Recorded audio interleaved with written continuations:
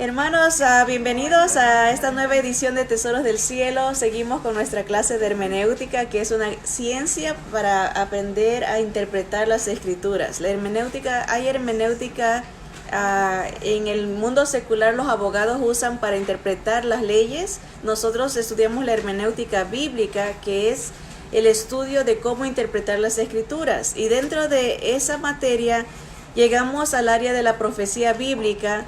Y hemos estudiado bastantes profecías que se han cumplido y ahora estamos en profecías que están por cumplirse.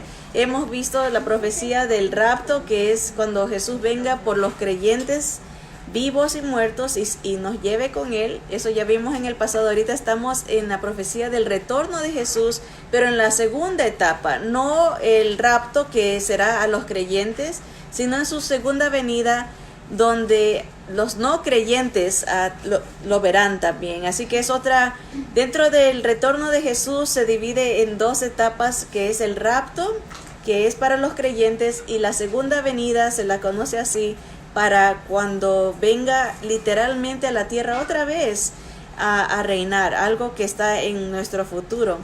Así que bienvenidos todos, gracias al Señor que nos bendice con la audiencia, ¿verdad? Con su presencia, ¿verdad? Es muy importante para nosotros que el Señor en su misericordia alcanza a diferentes personas en diferentes lugares con su verdad, con sus promesas, con estas verdades que están por suceder. Así que les damos la bienvenida a todos. Vamos a orar junto con ustedes. Ya lo hicimos aquí como grupo, pero ahora con ustedes, para que estemos uno en un sentir, en un solo espíritu, buscando del Señor. Así que vamos a orar otra vez. Bendito Padre, seguimos delante de tu presencia y te damos gracias por todos los hermanos que se aunan a esta clase, Señor. Donde quiera que estén, Señor, tú estás con ellos, porque tú eres un Dios omnipresente que estás en todas partes.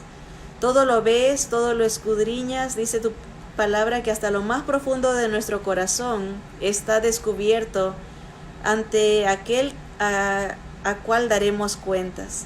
Nada se esconde delante de ti, Señor, y te damos gracias porque tú nos revelas lo que está por suceder, Señor, para que estemos listos, cubiertos con la sangre de Cristo, en la fe del Señor Jesús, para que estas cosas no nos sorprendan ni caigan sobre nosotros, Señor. Te rogamos que aclares cualquier cosa que quede confusa, Señor. Ayúdanos a entender tu palabra y poder aplicarla a nuestras vidas, sobre todo, Señor, porque ese es el propósito, no solamente de crecer en conocimiento, sino entender que es una relación contigo. Y las escrituras nos ayudan a tener una relación estrecha contigo a través de la revelación de Jesús. Gracias por Él, porque Él hace posible que entremos ante tu presencia santa. Señor, Él hace posible que podamos ser hechos hijos de Dios, hijos tuyos, llamarte Padre. Él hace posible, Señor, nuestra victoria sobre la muerte, victoria sobre el pecado, victoria sobre Satanás, victoria sobre todo lo que viene, Señor. Gracias por esa esperanza que tenemos en ti. Te amamos y bendecimos en el nombre poderoso de Cristo Jesús. Amén, amén. Bien, hermanos, hoy tenemos 2 páginas también. Dudo que podamos cubrir todo, es mucho material, pero se los dejo para que lo lean con calma en su tiempo de estudio, en su casa. Vamos a tratar de cubrir por lo menos la primera página. Para los que nos escuchan por Facebook o YouTube, pueden encontrar las páginas de todos los estudios en Estudio Bíblico Tesoros del Cielo en Facebook, facebook.com, Estudio Bíblico Tesoros del Cielo, en la área de files o archivos. Ahí está todo, las hojas que tenemos de estudio. Así que vamos a ver hoy la parte 2 de esta clase, que esperamos terminar aquí esta clase del retorno de Jesús, y si Dios permite enfocarnos la próxima semana en la era del milenio. Así que estamos avanzando a cosas que están por lo menos, si el Señor viniera hoy por nosotros, por los creyentes, tiene que venir 7 años de gran tribulación para la humanidad, 7 años. Y el día del Señor, que fue lo que vimos la semana pasada, que es el retorno literal de Jesús, está al final de esos 7 años y empiezan o inauguran lo que se conoce como el milenio, 1000 años de paz aquí en la tierra. Entonces, este día que vamos a leer, es importante entender eso, por lo menos está removido 7 años de hoy. Si el Señor viniera hoy, por nosotros nos lleva aquí en la tierra, los que se queden son 7 años de gran tribulación. Y este día del Señor es al final de estos 7 años y empieza el milenio. Entonces estamos removidos de esta clase por lo menos 7 años mínimo, ¿verdad? Así que más o menos para darle un contexto en tiempo. Ok, vamos a leer, dice Profecías acerca del retorno de Jesús, parte 2. La clase anterior empezamos a analizar cómo será el comienzo del reinado literal de Jesús sobre esta tierra desde Jerusalén. Okay, acuérdense que el comienzo de los 1000 años. Vimos que los profetas del Antiguo Testamento describieron ese día como el día del Señor, o sea, ese comienzo. Así lo llaman, el día del Señor. También se llama el día de Jehová, el día de la ira también. Son diferentes maneras como los profetas describían ese día cuando el Señor vendrá literalmente a la tierra. Mencionamos que hay alrededor de 1800 referencias en el Antiguo Testamento a la segunda venida de Jesús y más de 300 veces se lo menciona en el Nuevo. Imagínense cuántas veces los profetas anunciaron este día. Lamentablemente, como dijimos, muy pocas iglesias hablan de este día. Pueden que hablen un poco del rapto. Acuérdense que la venida del Señor está en dos etapas. La que es por los creyentes, el que se ha denominado el rapto, que es sorpresivo, ¿verdad? Es rápido. Y la segunda etapa, que es literal, todo ojo lo va a ver, ¿verdad? O sea, para nosotros es literal también, pero digamos literal aquí en la tierra. Por nosotros el Señor viene hasta las nubes, dice. Que los muertos en Cristo resucitarán primero. Luego nosotros los que vivimos, los que hayamos quedado, dice Pablo, el apóstol, seremos arrebatados juntamente con el Señor a las nubes. Esa es la primera etapa de la venida del Señor. Pero la segunda es esta, donde viene a la tierra, y hay más de 1800 referencias a esta venida en el Antiguo Testamento y 300 en el Nuevo, muchas. Repasemos algunos de los propósitos para los que tiene que regresar Jesús a la tierra. ¿Para qué tendrá que venir? Ya vino una vez como siervo sufriente. Él vino, Dios encarnado vino para pagar un precio, una deuda nuestra, para alcanzarnos, para poder redimirnos, comprarnos, para poder empezar. Por eso decía, el reino de los cielos se ha acercado. Un poquito más cerca, estaba diciendo el Señor, está más cerca. Ahora han pasado 2000 años desde que Él vino, estamos mucho más cerca del reino del Señor. Así que tenía un propósito la primera venida, pero ¿para qué es importante que venga otra vez? Es la pregunta. Bueno, aquí vimos la semana pasada 7 cosas que son propósitos por los cuales el Señor tiene que venir. Primero, para cumplir su promesa. Él dijo que Él iba a regresar. ¿Se acuerdan cuando ascendió? Que los ángeles dijeron, ¿por qué estáis viendo al cielo? Este mismo Jesús que habéis visto ir al cielo, vendrá. Así como lo habéis visto ir, vendrá otra vez. Es una promesa. Y Él mismo dijo que nos convenía que Él se fuera para que pudiera mandar al otro consolador, pero que Él iba a estar con nosotros y que iba a venir otra vez. O sea, Él mismo lo prometió. También viene para salvar a Israel de la exterminación. Acuérdense que durante esos 7 años de gran tribulación, Israel va a ser perseguida en los últimos 3 años. 2/3 de los judíos van a morir. Eso nos habla las Escrituras, 2/3. En el holocausto, 1/3 murió, 6 millones. En este holocausto que está por venir, van a morir 2/3 de judíos. Y el Señor tiene que venir para rescatarlos. Tiene que llegar, porque si Él no viniera, serían exterminados. Entonces tiene que regresar para defender a su pueblo, ¿verdad? Otro propósito es salvar a la tierra de la destrucción. Van a haber tantas guerras durante esos 7 años, tanta contaminación, desastres naturales. Va a haber que si el Señor no viniera a restaurar la tierra, porque en esos años va a restaurar la tierra, va a ser un tiempo de la gente va a poder vivir más, va a poder, ya va a haber menos pecado, se va a quitar la maldición. Entonces el Señor tiene que venir para salvar a la tierra de la destrucción. Cuarto propósito, restaurar al mundo. Dice que aún los desiertos van a reverdecer, va a haber un cambio ecológico, ¿verdad? O sea que todo lo que estamos viendo, que la tierra se va destruyendo poco a poco, los mares, ¿verdad? Vemos la contaminación. El Señor viene a darle un vueltón, ¿verdad? Va a voltear la página y va a restaurar el mundo. También viene para acabar con los sistemas de gobierno humano. El último gobierno que va a haber sobre la tierra va a ser el gobierno del anticristo, un gobierno mundial, una sola moneda, una sola religión, un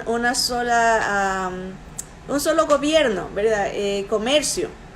Y vemos indicios de esto. Se está promoviendo siempre una sola moneda mundialmente, ¿verdad?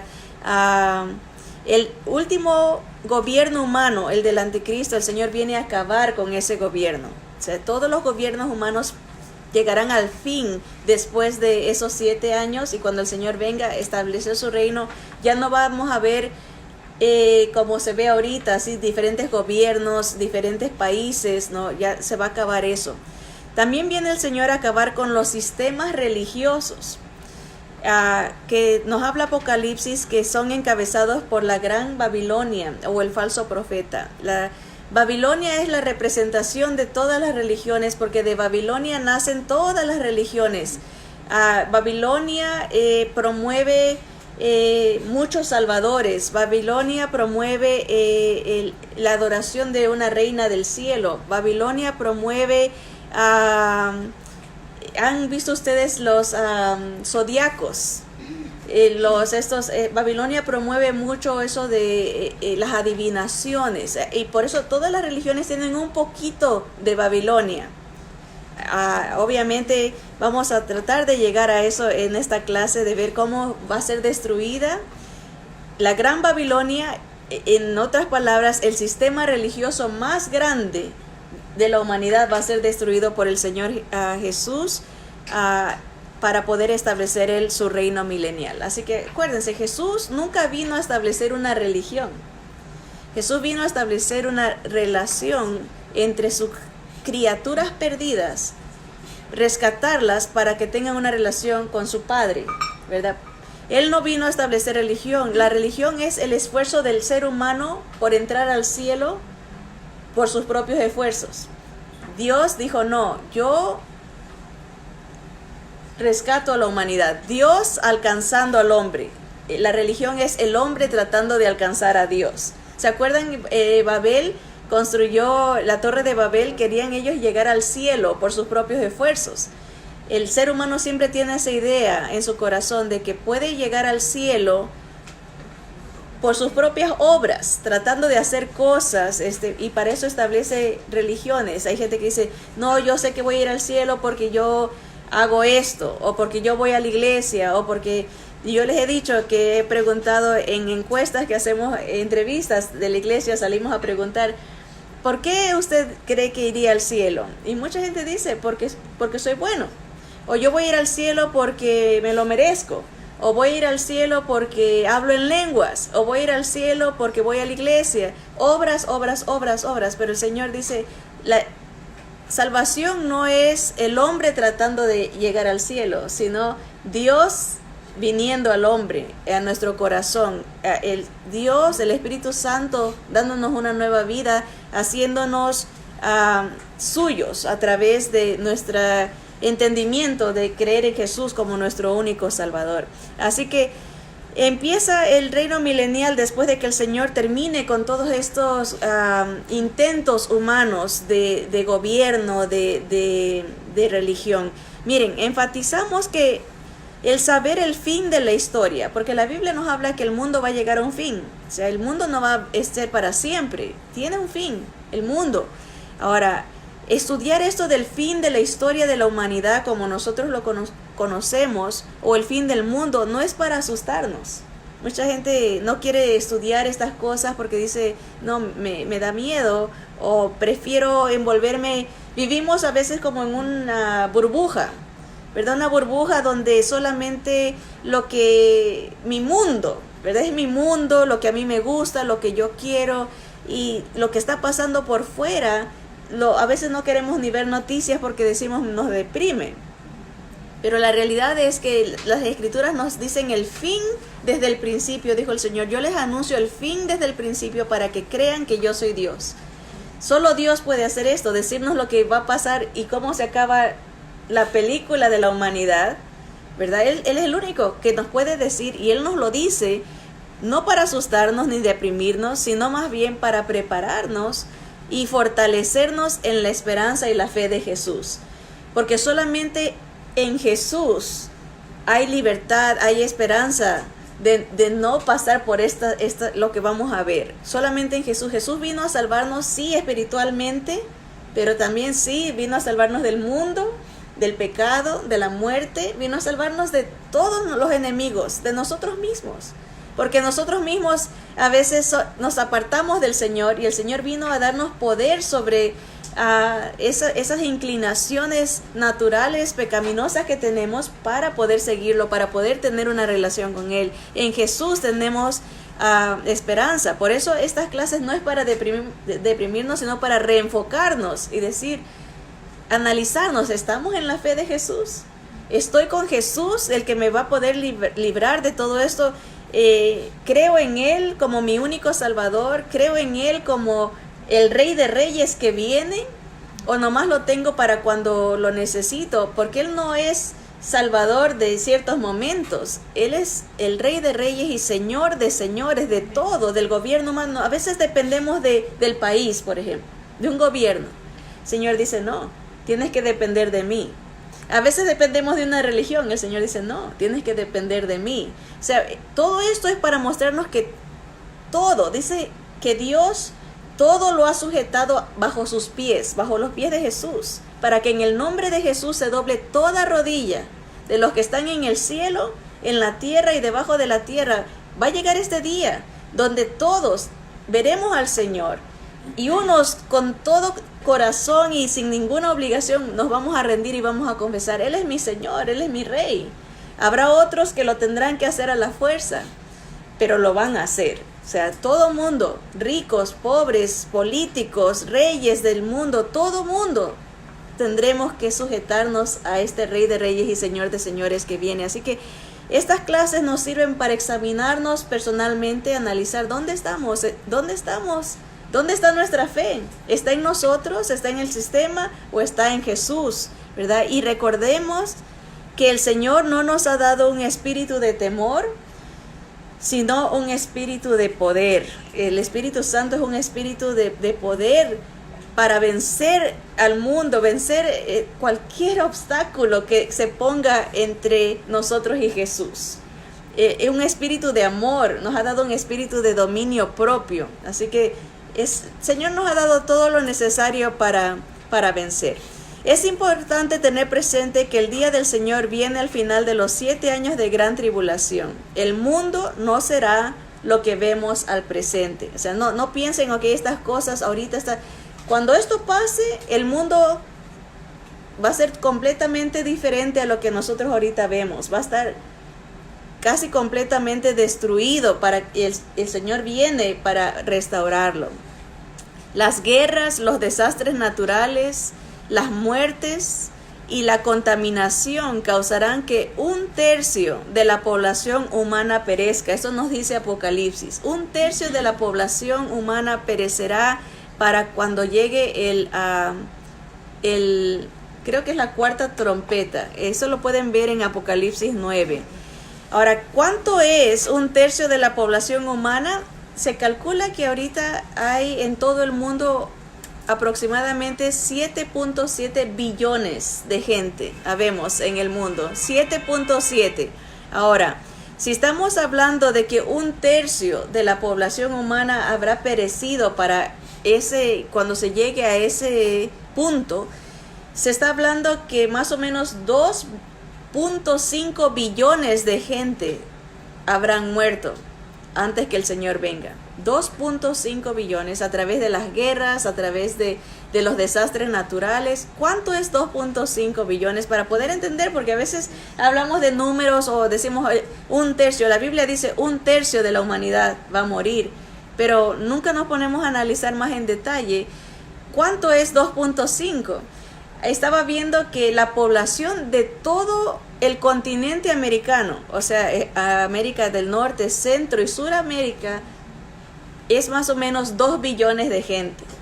Entonces estamos hablando, sí, casi como que todo el continente americano se desapareciera en cuanto a gente, sería la cantidad más, 2.5 billones de gente que morirían para ese entonces. Estamos hablando de un tremendo impacto para lo que es la humanidad en sí, porque no sabemos el área exacta. Obviamente les prometí que cuando acabemos esta clase vamos a tratar de hablar de las cosas proféticas más a fondo. Ahorita estamos, como que dicen, lo superficial, para darnos una idea nomás. Ahora, no sé en este punto en qué parte de la tierra será, porque yo le saco en general todo América, el continente americano, para darnos una idea de cuánta gente, pero no sabemos dónde va a ser esto, si será en Asia o si será, pero imagínense si fuera aquí, digamos, si fuera en la parte del norte de América, el impacto para todo el mundo de que de repente tanta gente se vaya. ¿Cómo se afecta? Porque estamos conectados en comercio, estamos conectados en negocios, ¿verdad? Importaciones, ¿verdad? Si una parte es afectada, todo el mundo se afecta. Entonces, esto es un impacto global, lo que está hablando las escrituras, ¿verdad? Así que el Señor viene para evitar que la humanidad se destruya a sí misma. Miren, estas fueron algunas verdades que pudimos extraer de los escritos de los profetas la clase pasada. El profeta Isaías en el capítulo 2, versículo 10 al 21, eso lo leímos, pero miren, estos son como quien dice repasos breves. Dice, nos habló de que la presencia temible, formidable y su resplandor traerán toda altivez y soberbia a los suelos. O sea, cuando el Señor se aparezca, su luz, su presencia temible y su resplandor va a hacer que todo mundo se baje. Todo hablaba de los altivos, de los soberbios, de los que no quieren saber de él, van a ser humillados. Dice, solo él será exaltado. El ser humano no buscará más otros ídolos como Dios. Eso nos está diciendo el profeta. En ese día, cuando lo vean, nadie va a buscar a sus ídolos. Así, en esas palabras nos dice el profeta.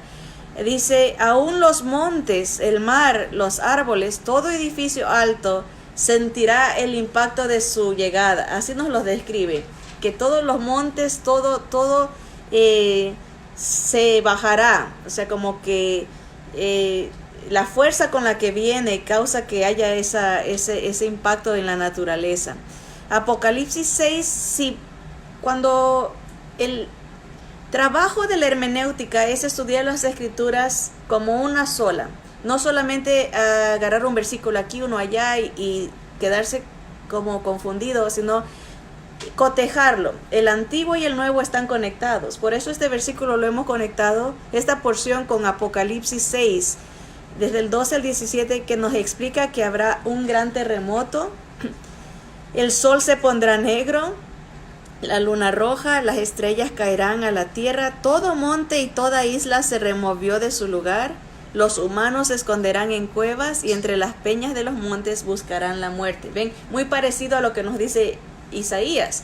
Isaías está hablando de que el resplandor del Señor va a ser tremendo, de que los montes van a nivelarse, que Apocalipsis nos añade, las islas serán removidas, nos habla de este terremoto. O sea, como cuando venga el Señor va a haber este gran gran terremoto. Ezequiel, el profeta, dice que será un día de lamentación, de castigo a las naciones, un día nublado.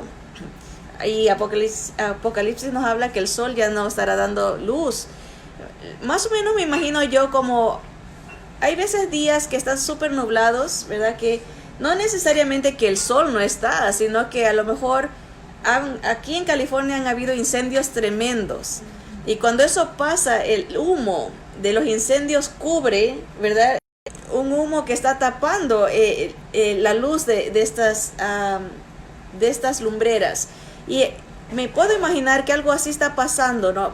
Este terremoto, removedera de la tierra opaca las lumbreras. No es que el sol se está destruyendo ni nada, sino desde la perspectiva terrenal, ¿no? Ya se oscurece todo. Ahora, si hay guerra, si hay bombas nucleares o lo que sea, imagínense cómo afecta eso la atmósfera. Entonces no está dejando entrar la luz, ¿verdad? Y hay oscuridad.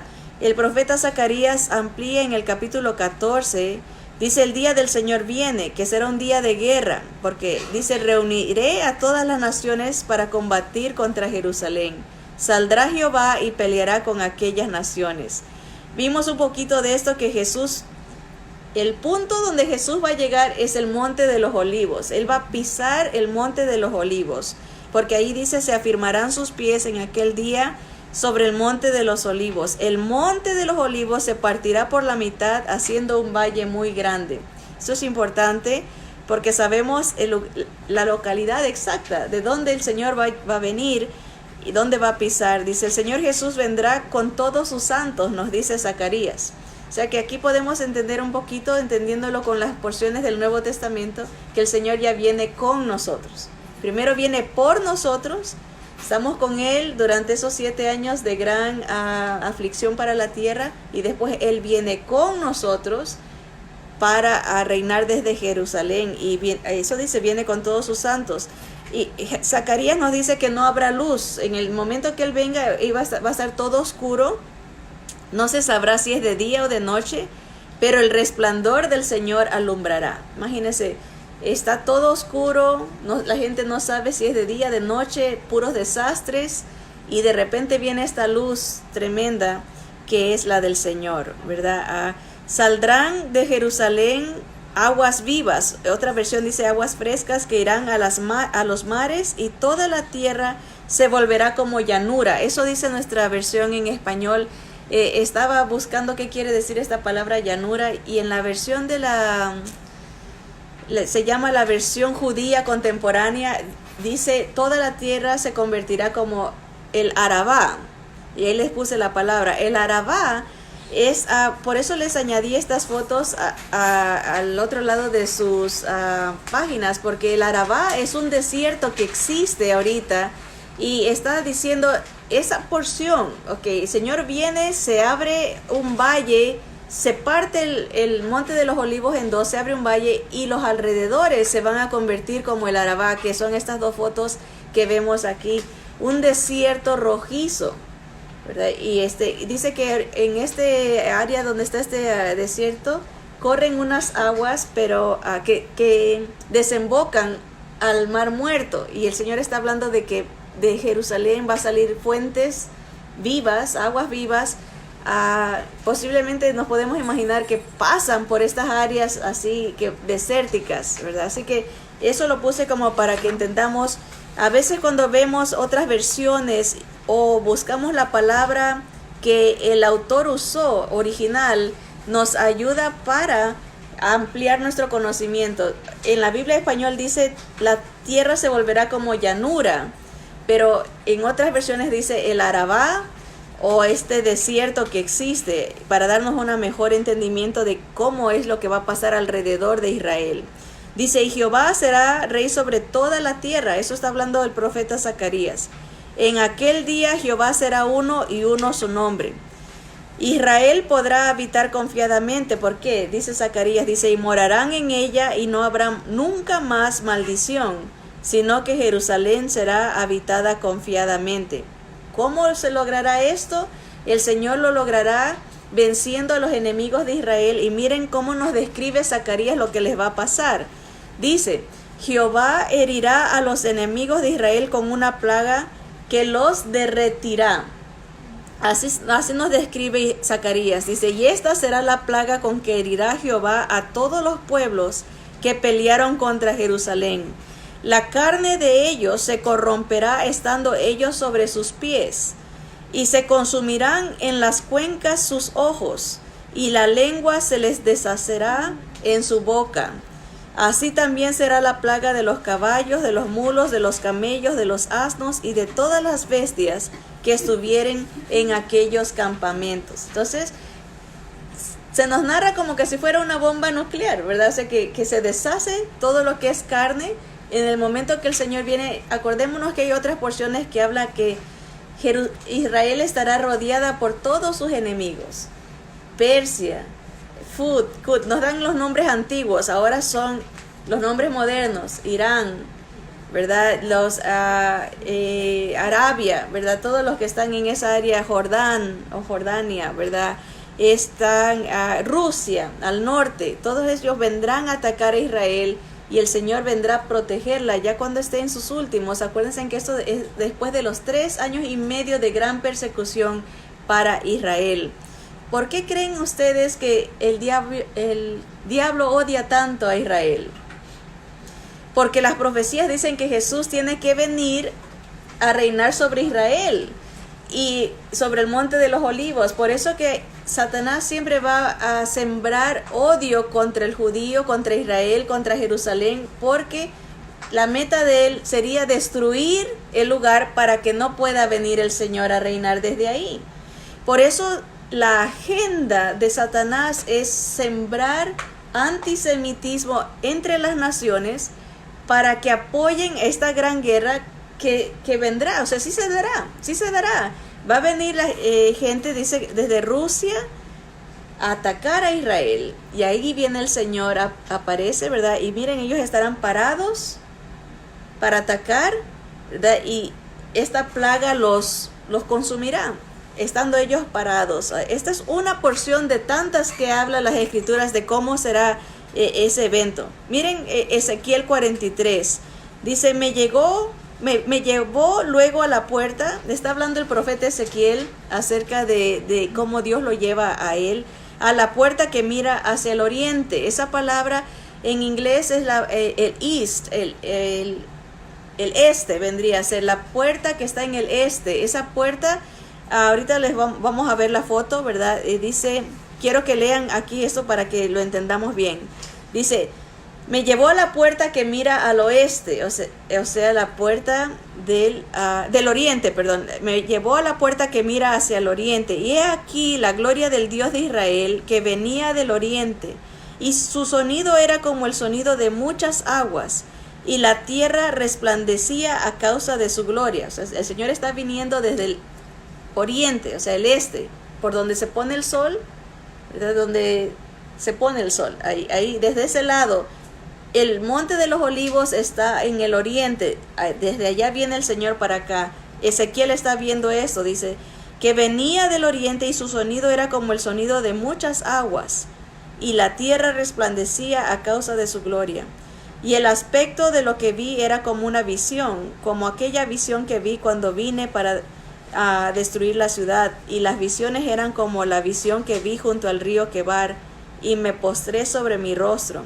Y la gloria de Jehová entró en la casa por la vía de la puerta que daba al oriente. Bien, les puse esta foto porque la semana pasada hablamos un poquito de la puerta del oriente, East Gate. La puerta, dice que Jerusalén tiene 9 puertas, 9 portones, ¿verdad? Pero esta es la única que está sellada, porque los enemigos del Señor sabían, o alguien leyó estas profecías y dijo, el Señor Jesús va a entrar por la puerta del oriente. Entonces la han sellado. Ahorita esta área está dominada por los musulmanes. Ellos sellaron esa puerta y pusieron tumbas musulmanas al frente. Aquí en la foto se pueden ver todas porque saben que los judíos no pueden tocar muertos es la ley de ellos porque se contaminan, ¿verdad? Entonces ellos pensaron, si sellamos la puerta, si ponemos huesos de gente gentil, o sea, no judías, el Mesías no va a poder entrar. Pero imagínense, el Monte de los Olivos está al frente de esto. El Señor está diciendo, yo llego al monte, el monte se abre en dos y me va a hacer un valle para que yo pueda entrar por la puerta. O sea, el Señor es como, hasta risa da. El Salmo 2 dice que el Señor se ríe de sus enemigos porque es absurdo que se quiera detener al Señor con una pared. Que se quiera detener al Señor, es como cuando uno... ¿Han visto estas tormentas que vienen en el este de Los Ángeles, ¿verdad? Y hay gente que no se quiere ir, le advierten, sálganse porque viene un huracán. Y salen, dicen, no, yo no dejo mi casa, aquí me muero. Y se los ve poniendo un clavito en la ventana, ¿verdad? Como que con eso van a detener el huracán. Así es más o menos la idea de ellos, como que con esto pudieran detener al Rey de Reyes y Señor de Señores.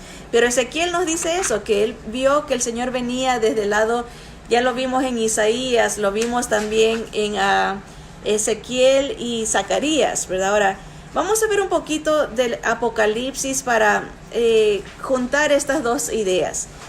Apocalipsis 19, esto es lo que pasa exactamente antes de que empiece el milenio. O sea, estamos viendo esta guerra que el Señor vence solo con su pura presencia, deshace a todos estos enemigos. El cuerpo, o sea, la presencia de Él es tan poderosa que los vence sin ni siquiera tener que hacer mucho. Apocalipsis 19, 11 en adelante, dice, entonces vi el cielo abierto. Está hablando Juan, el último profeta, Juan el apóstol, dice, y he aquí un caballo blanco, y el que lo montaba se llamaba Fiel y Verdadero, y con justicia juzga y pelea. Sus ojos eran como llama de fuego, y había en su cabeza muchas diademas, y tenía un nombre escrito que ninguno conocía sino él mismo. Estaba vestido de una ropa teñida en sangre, y su nombre es el Verbo de Dios. Y los ejércitos celestiales, vestidos de lino finísimo, blanco y limpio, le seguían en caballos blancos. ¿Quiénes son esos? Todos los creyentes que el Señor se llevó, que nos llevó, ¿verdad? Regresamos con Él, pero regresamos de una manera victoriosa, ¿verdad? Como guerreros, ¿verdad? Vestidos de blanco, en caballos blancos. De la boca del Señor sale una espada aguda para herir con ella a las naciones. Ahí está, esa porción nos habla de cómo destruye Él en ese momento que Él llega, ¿verdad? Destruye a las naciones y Él las regirá con vara de hierro. Y Él pisa el lagar del vino del furor y de la ira del Dios Todopoderoso. El lagar es donde se aplastan las uvas. En esos tiempos se hacían el jugo de uvas, se pisaba las uvas en el lagar. Entonces lo que está diciendo, usando una figura muy común en esos tiempos para decir como los voy a aplastar, los voy a deshacer.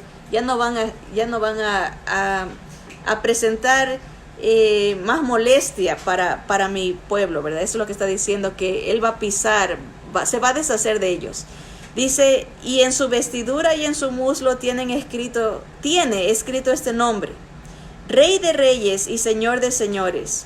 Y vi a un ángel que estaba en pie en el sol y clamó a gran voz, diciendo a todas las aves que vuelan en medio del cielo, venid y congregaos a la gran cena de Dios, para que comáis carnes de reyes y de capitanes, y carnes de fuertes, carnes de caballos y de sus jinetes, y carnes de todos, libres y esclavos, pequeños y grandes.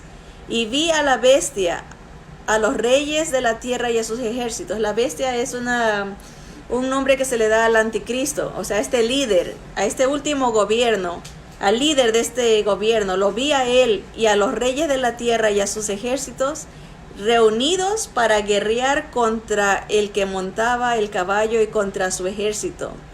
Y la bestia fue apresada, y con ella el falso profeta que había hecho delante de ella las señales con las cuales había engañado a los que recibieron la marca de la bestia y habían adorado su imagen.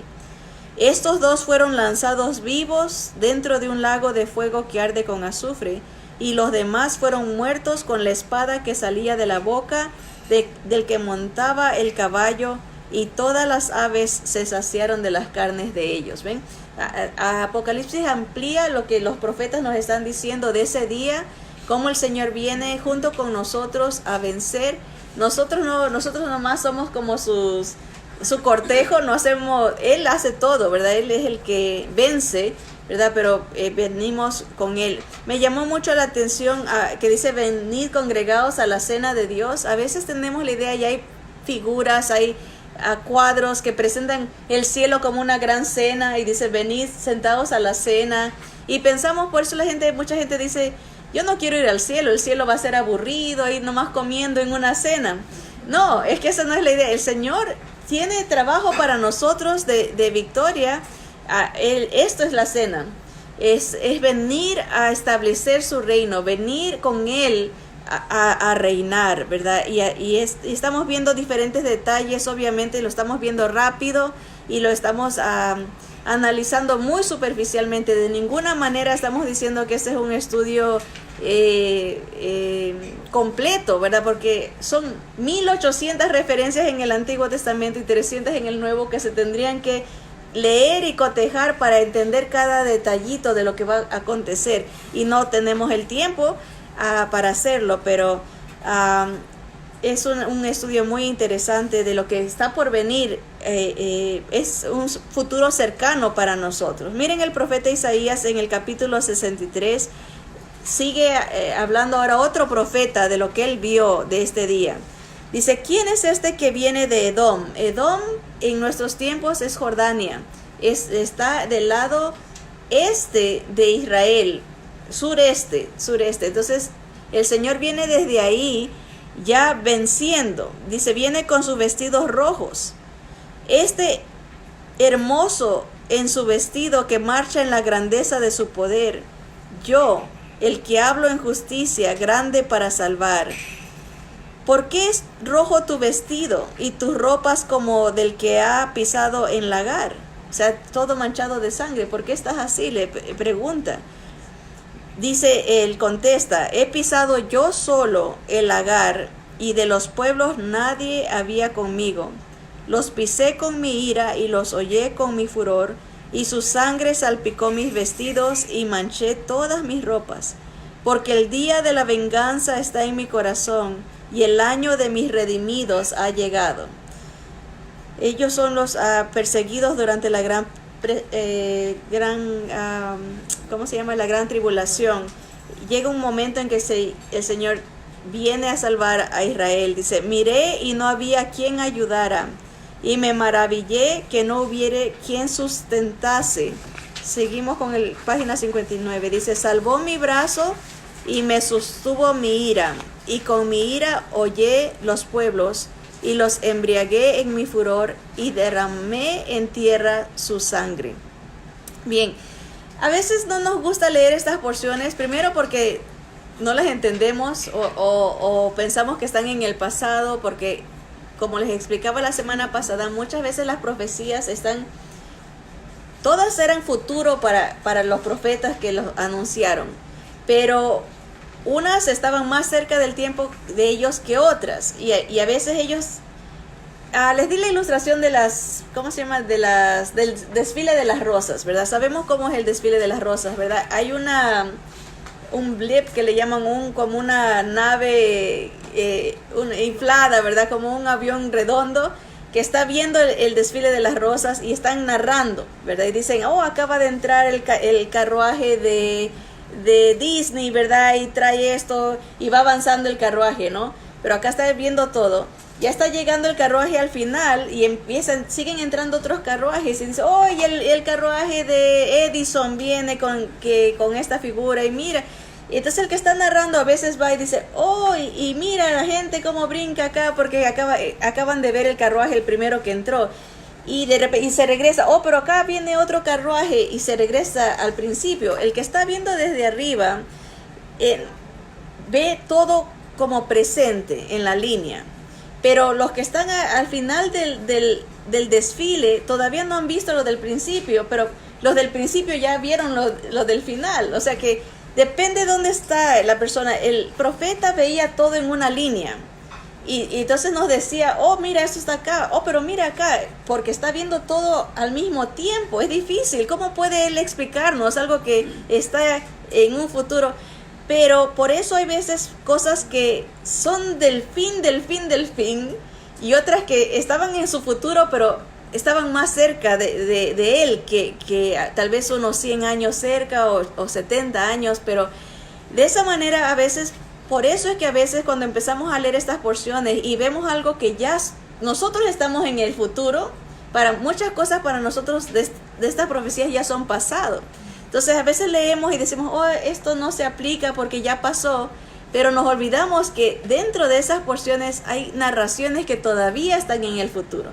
Entonces a veces están entreveradas. Está él hablando en un versículo y de repente se va al fin, allá en lo que va a pasar en este día del Señor, pero está en la habilidad del que estudia la palabra de entender cuáles fueron del pasado cercano, más bien del futuro cercano del profeta que ya está en nuestro pasado, y qué cosas están en el futuro nuestro todavía. Por eso es que a veces se hace un poquito complicado tratar de entender todo esto, pero a lo que iba a llegar.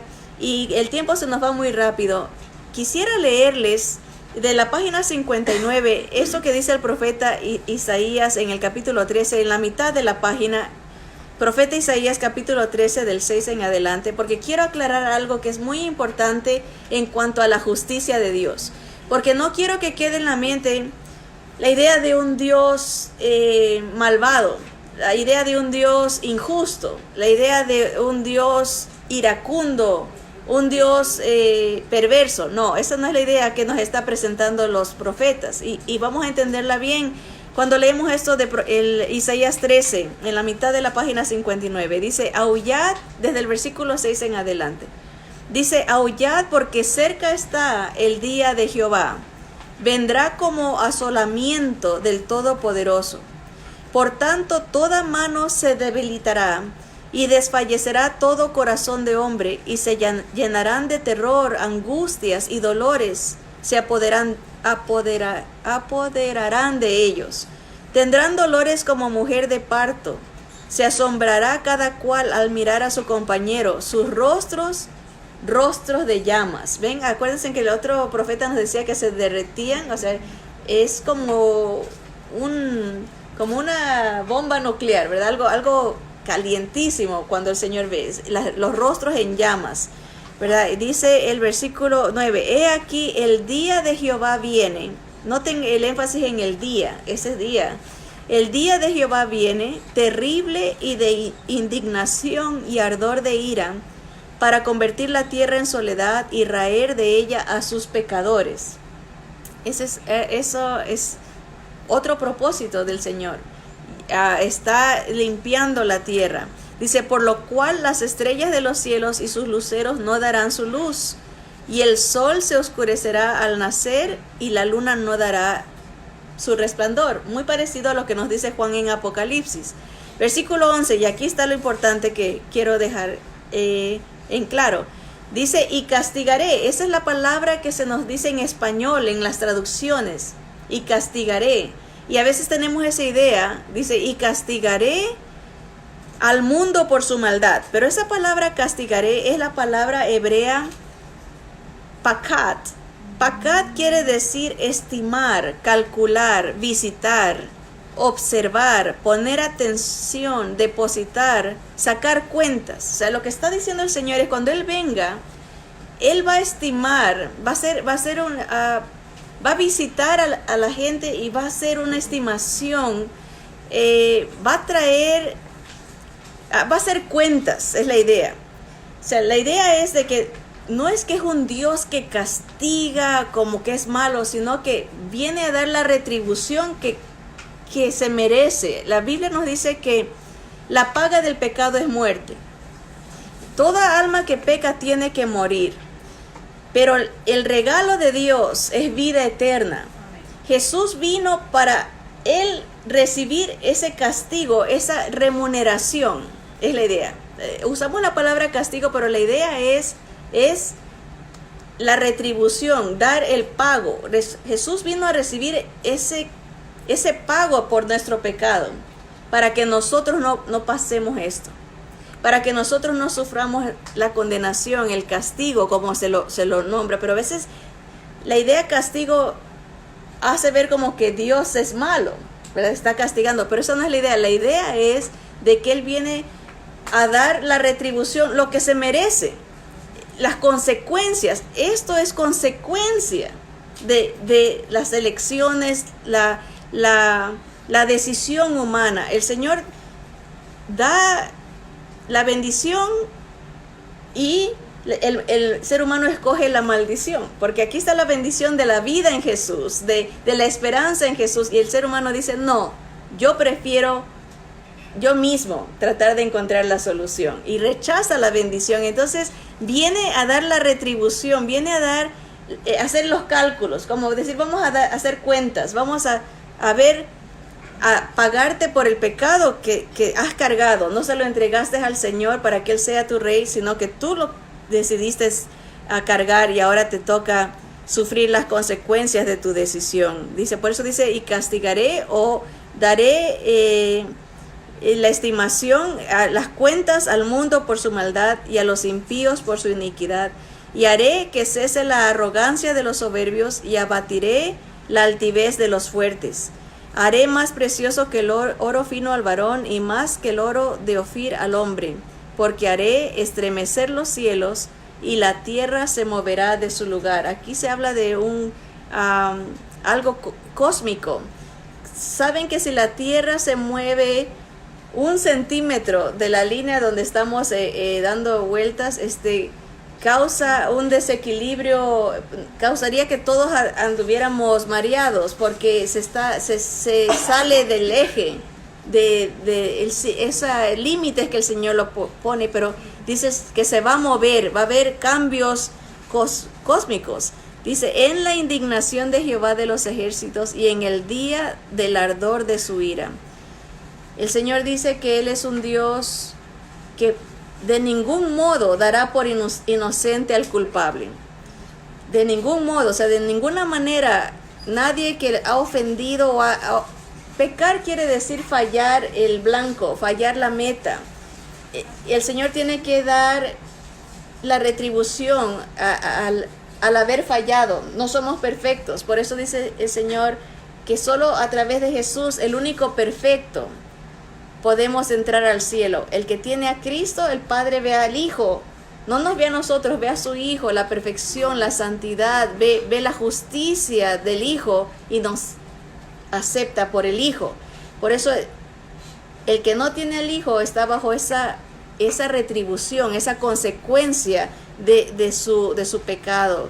Nadie se escapará. El Señor hará justicia. Hay gente que dicen que en el mundo solo 1% de los que cometen crímenes son agarrados, o sea, son aprimidos, son llevados a la cárcel. 1%. Mucha gente cree que se escapa de hacer lo malo delante del Señor. Hay gente que lo hace en oscuridad, o piensa que nadie lo está viendo y dice, voy a hacer esto porque nadie me ve. Nadie se escapa. El Señor todo lo ve y dice, nada, no pasará por inocente al culpable. Por eso es la importancia de tener a Jesús, en fe en Jesús, creer solo en Él como Salvador, para evitar todo esto, este sufrimiento, evitar las consecuencias de nuestro pecado. Dice, y como gacela perseguida y como oveja sin pastor, cada cual mirará hacia su pueblo y cada uno huirá hacia su tierra. Hay muchas porciones más que pudiéramos leer para ampliar estas ideas, pero quisiera recomendarles que lean, muy importante, cómo el Señor destruye el imperio religioso. En Apocalipsis 18, todo ese capítulo nos habla de que en una hora, esto está en la página 60, el Señor destruye el liderazgo religioso que se encuentra en Babilonia, en este caso la gran ciudad de Babilonia que está en Roma. Miren en el versículo 17 dice, porque en una hora han sido consumidas tantas riquezas, y todo piloto y todos los que viajan en naves y marineros y todos los que trabajan en el mar se pararon de lejos, y viendo el humo de su incendio dieron voces diciendo, ¿qué ciudad era semejante a esta gran ciudad? Y echaron polvo sobre sus cabezas y dieron voces llorando y lamentando, diciendo, ay, ay de la gran ciudad, en la cual todos los que tenían naves en el mar se habían enriquecido de sus riquezas, pues en una hora era asolada. Miren en el versículo 10, un poquito más arriba por la mitad, dice, parándose de lejos por el temor de su tormento, diciendo, ay, ay de la gran ciudad de Babilonia, la ciudad fuerte, porque en una hora vino su juicio. ¿Verdad? Esta ciudad era conocida, dice, por dar muerte a los que predicaban la palabra del Señor. Así que se destruye el imperio religioso también antes de que venga el Señor. Así que terminemos con la última porción, que es la que escribe el apóstol Pablo a los tesalonicenses, a los hermanos en Tesalónica, y les dice, pero acerca de los tiempos y de las ocasiones, no tenéis necesidad, hermanos, de que yo os escriba, porque vosotros sabéis perfectamente que el día del Señor vendrá como ladrón en la noche. Pueden subrayar el día del Señor. Ya sabemos que es ese día cuando Él venga a rescatar a Israel, cuando Él venga a destruir el imperio, los gobiernos, venga a destruir el imperio religioso. Es ese día. Y no nos va a sorprender. Dice que cuando digan paz y seguridad, entonces vendrá sobre ellos destrucción repentina. Aquí se retrocede, porque del día del Señor se va a hablar de la mitad de los días de la gran tribulación. Versículo 4. Mas vosotros, hermanos, no estáis en tinieblas, para que aquel día os sorprenda como ladrón. O sea, cuando decimos, muchas veces decimos, el Señor viene por nosotros como ladrón en la noche. Eso no es correcto. Él vendrá como ladrón en la noche a sorprender a los que no lo esperan. Pero para nosotros dice, mas vosotros, hermanos, no estáis en tinieblas para que aquel día os sorprenda como ladrón. Porque todos vosotros sois hijos de luz e hijos del día, no somos de la noche ni de las tinieblas. Por tanto, no durmamos como los demás, sino velemos y seamos sobrios. Pues los que duermen de noche duermen, y los que se embriagan de noche se embriagan. Pero nosotros, que somos del día, seamos sobrios, habiéndonos vestido con la coraza de fe y de amor, y con la esperanza de salvación como yelmo. O sea, todo Jesús es nuestro Salvador, lo tenemos en nuestra mente, en nuestro corazón, con la fe, la coraza, lo que protege nuestras emociones. No nos salimos de esa fe de Jesús, porque somos de Él, somos del día. El día representa la gente rescatada por Cristo, ¿verdad? Redimida por el Señor.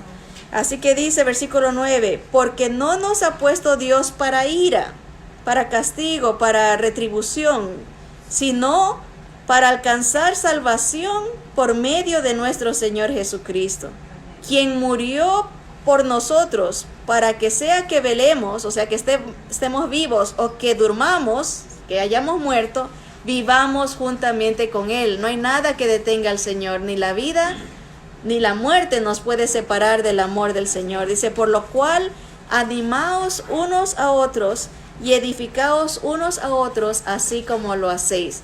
Si Jesús es nuestro Salvador, lo tenemos en mente y corazón, la coraza de justicia. Si Jesús es nuestro Rey, nuestro único Salvador, dice, no pasaremos. Dice, el Señor no nos ha reservado para ira, sino para salvación. Pero si no tenemos a Jesús como nuestro único Salvador, y es alguien más, o tal vez alguien que es importante, pero no es el Rey de nuestras vidas, ni el Señor de nuestra voluntad, ni el que reina en nuestras decisiones. Por eso el Padre nos dijo que orásemos, que venga el reino del Señor, que se haga su voluntad, porque eso es lo que quiere Jesús, tener nuestras vidas para rescatarnos de las consecuencias de nuestro pecado. Y por eso el Señor dice, el día de salvación es hoy. Hoy, porque mañana no, ya después de muertos ya no se puede cambiar, ya no se puede salvar la persona. Es en vida la decisión de rendirnos a Jesús, la decisión de amar a Jesús, de vivir para Jesús, porque ninguna condenación hay para los que están en Cristo, ¿verdad? Para los que hemos muerto a la carne y dicho, Señor, tú eres mío, soy tuya. Ven por mí, llévame, rescátame de lo que viene. Ya el Señor nos ha revelado para evitarnos. Por eso debemos de animarnos unos a otros con estas palabras, advertir, rescatar a los que faltan, porque todavía faltan familiares, amistades, compañeros de trabajo, faltan que vengan a Jesús y que lo vean como su único Salvador, que lo vean como su Rey de Reyes y Señor de Señores. Si usted todavía o nunca ha hecho esta decisión de entregar su vida al Señor y decir, Señor, yo quiero rendirme a ti. Yo te veo ahora como las Escrituras te revelan, como ese Rey de Reyes que viene a rescatar al mundo, viene a restaurar a la humanidad. Yo te veo ahora como tú verdaderamente eres. Quiero rendirme a ti, creo en ti. Quiero dejar de creer en mí y de creer en todo lo que el enemigo me ha puesto en mi mente, ¿verdad? En sistemas diferentes.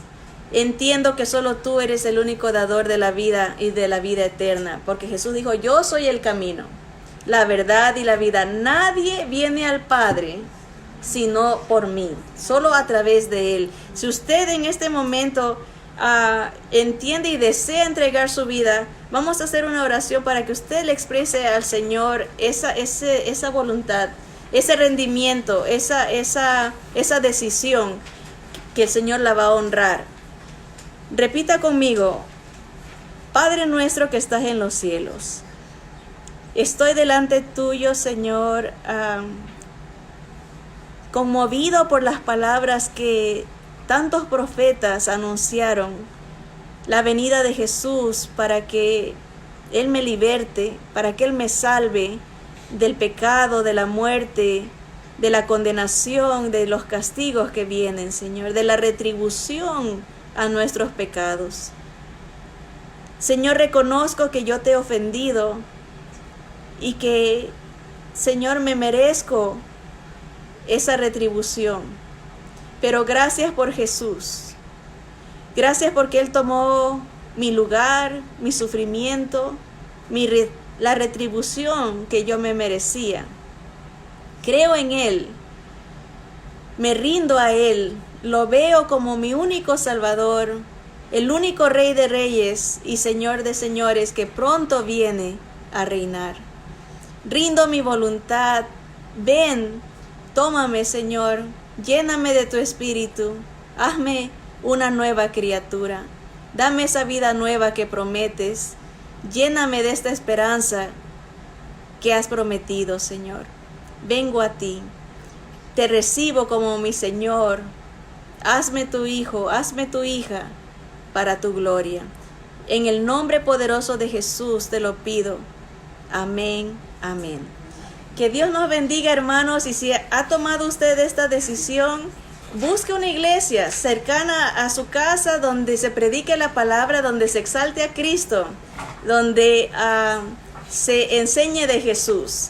Es muy importante cuidar y crecer en nuestra relación con nuestro Señor Jesús. Que Dios los bendiga y bienvenidos a la familia del Señor. Nos vemos aquí pronto, si es que el Señor no viene todavía por nosotros, el próximo jueves a la misma hora y en el mismo canal. Bendiciones, hermanos.